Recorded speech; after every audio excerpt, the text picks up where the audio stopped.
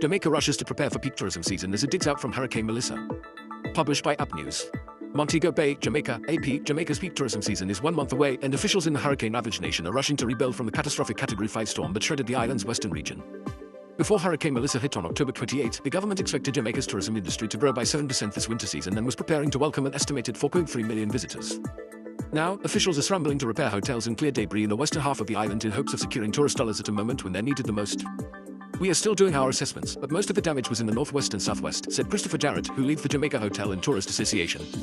He noted that the popular Negril area in Westmoreland was spared major damage.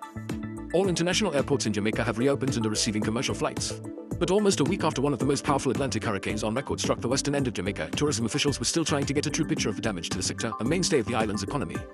Jarrett said the lobby group that represents private hotels and attractions on the island is still unable to reach many of its members, especially in the western parish of Hanover, as communication and electricity services were down. "Every individual member who was affected is doing everything to get back up and running," he said. In recent days, Tourism Minister Edmund Bartlett said he expected Jamaica's tourism sector to be back to normal by December 15th, the start of the island's peak tourism season. "It's doable for some and not for others," Jarrett said of the timeline, pointing out that the larger hotel chains would be able to recover quicker. Jarrett, who operates the family-owned Altamont Court Hotel that has properties in Kingston and Montego Bay, said only one property in Montego Bay sustained roof damage and that repairs were underway. Despite the disruption to the important tourism sector, Jarrett said he doesn't expect the economic fallout to be significant.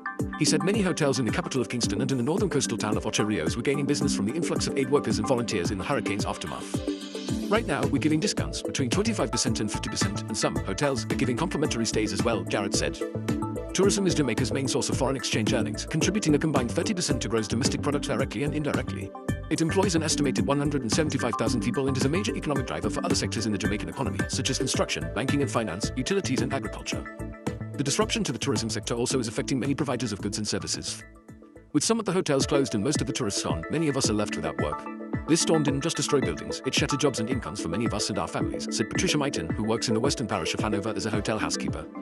Desireen Smith, a craft vendor who plies her trade in the resort town of Falmouth in the northwestern parish of Trelawney, echoed those sentiments. "Going days without tourists coming to buy anything means no sales and no money. We survive on daily earnings, and now everything is uncertain," she said. "The hurricane has impacted our pockets hard." The government announced Monday that the death toll increased to 32 and is expected to keep rising.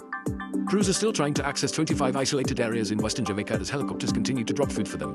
Nearly half of all power customers remain without electricity.